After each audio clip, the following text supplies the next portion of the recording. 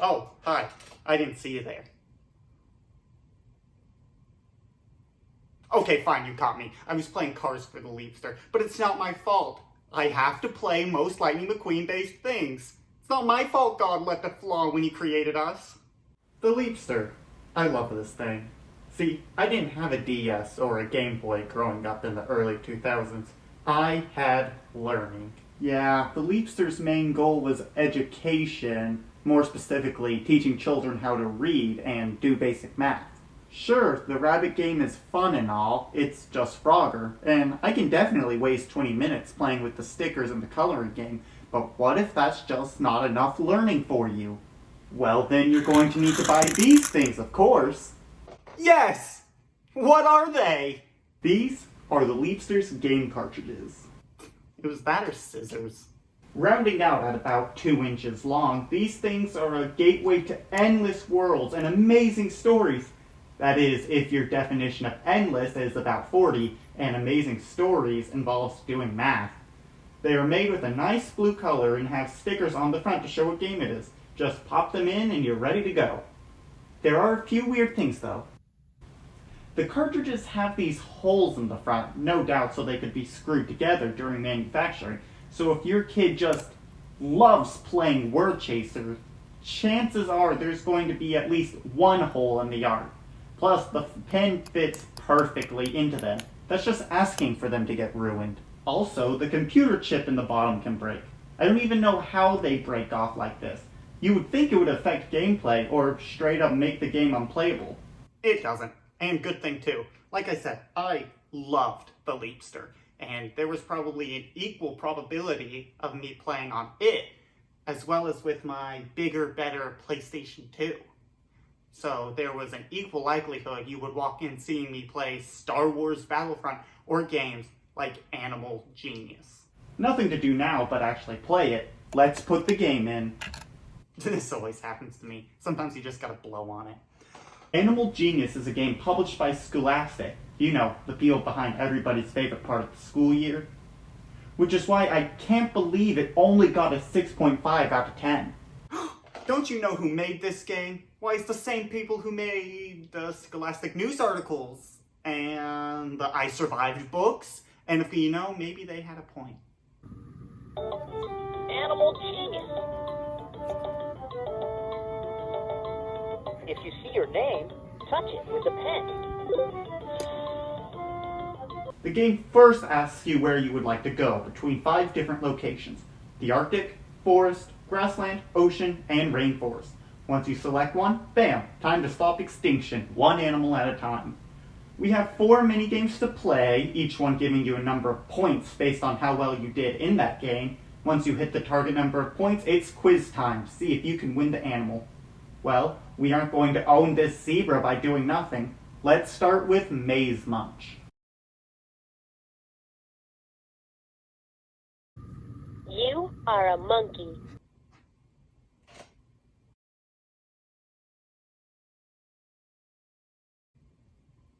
I can live with that. Maze Munch is pretty simple. Just eat all the things you need to survive and call it a day. Sometimes the food is stationary, sometimes it moves, sometimes the food moves and hides, and sometimes the unthinkable happens. Sometimes you are the food. No, no, no, no, no, no, no, no, no, damn it! Nothing is more stressful than playing Maze Munch and knowing you are going head-to-head with a grouper. I still have nightmares. Overall, Maze Munch is my favorite, as it's the most video game this video game gets. Moving on to Scratch and Seek, it's much more of a downgrade in my opinion. You use the pen to uncover parts of a picture with an animal, and then, once you've scratched away so much, it's time to guess. Sometimes it's really easy to tell what animal you have, but you better hope you scratch on the right spot, because if you accidentally draw something funny in the corner, or don't uncover the animal, well, good luck, you'll just have to pray to God it's a deer. Match-O-Matic is better. They give you an animal, and then they give you something to match it with. This game, I feel, is where the most learning takes place, as sometimes the questions are easy, like whether the animal can fly, but just you wait until they ask about reptiles. It's incredibly simple, but I learned a lot about animals while playing it. This is a jaguar's spots help it hide in the rainforest. 3 matches. Great job. And finally, we have Feature Finder. It's like Magimatic, but instead of picking which of these animals has a feature, instead you're picking which animal meets the prompt, like which one is a bird. This one doesn't really do it for me. I'd much rather go back to playing Maze Munch. Right. Which animal is heavier?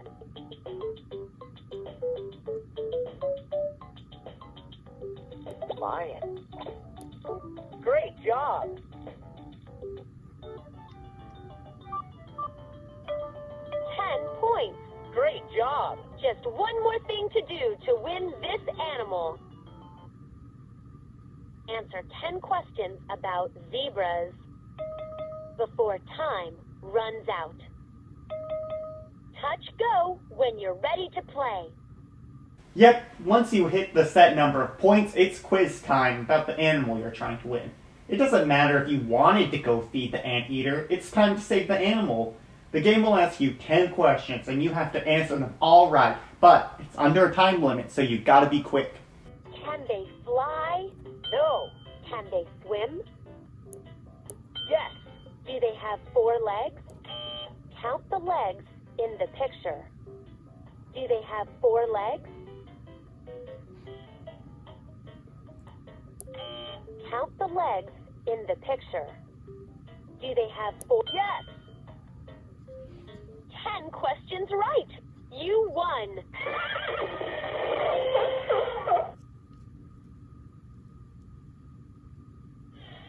Can you find the new animal you won? When you find the animal, touch it with your pen.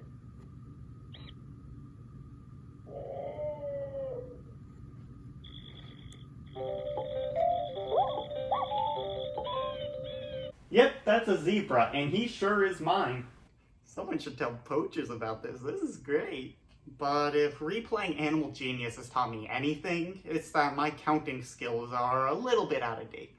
Luckily, I have just the game for that. Pixar's Cars on Leapster was probably my favorite Cars game I had as a kid. There weren't many options. Howdy, folks, and welcome to the races.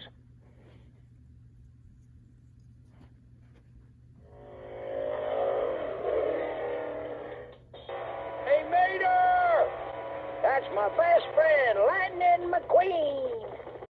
You see, the town of Radiator Springs isn't doing so hot, and they need LED gamer lights to bring the visitors back.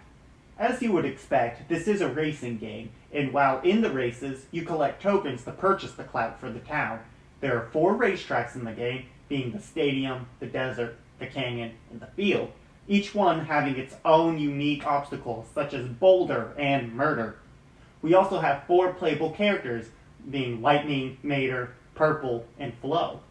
You know, the roster would be incomplete without them. In between these obstacles, there will be questions asked to the player, and the answer will be somewhere in the environment. You'll need to answer the question correctly in order to pass other cars. Who trusts a car to do algebra? I mean, he's driving. To go forwards, push the up button. To speed up, push it again. To turn, push left and right. And to jump, push the A. The first track is the desert, and yep, it sure is. While driving, you'll need to avoid sandstorms, sand dunes, and tumbleweeds. When the question shows up, just pick the right letter and then be on your way. Each course also has its own unique feature by pushing the B button. In this case, when you push B, the car will release the vape it just took and use it to destroy a tumbleweed.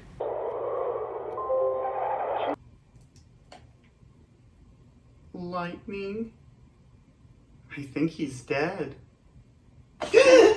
No big deal. We still have Mater. In the canyon, you'll need to avoid boulders, small-ass thunderclouds, and flash floods. Just push B and the car's tires will inflate, allowing them to float on the water during the flash floods. Looks like the storms are brewing. Head for the neon. Beware the boulder. Damn it! 2 tracks down and 2 cars left. In the stadium, you'll need to avoid tires and oil while pushing the B button to give you a boost. Overall, pretty simple, But the game has one major issue though. The races themselves don't matter at all. All that matters is the questions. See, the cars have 3 speeds: underwhelming, a light jog, and fast. But all these really do is help you collect tokens easier.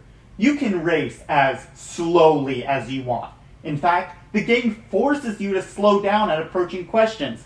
And I still killed purple! I mean, you could almost play the entire game on the lowest speed and still win. I said almost though, because there is one final track.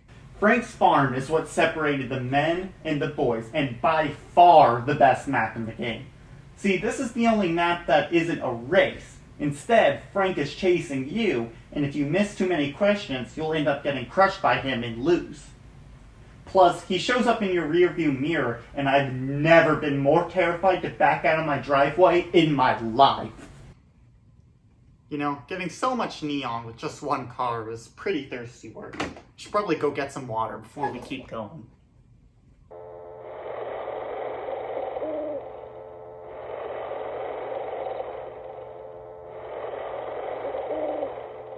Press the up arrow to move forward.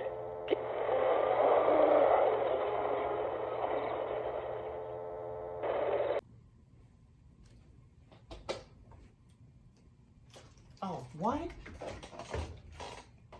What the hell? I died? Yeah, it's a shame what happened to the gang, but their sacrifice meant we could light up the town with neon. Molto bellissimo. Ah, I can hardly believe my eyes. That's it. Even for all their flaws, I still liked them as a kid, and part of me still does like them now, so I doubt this will be the last time I play it. But enough about that. Let's move on to... I said most McQueen-based things.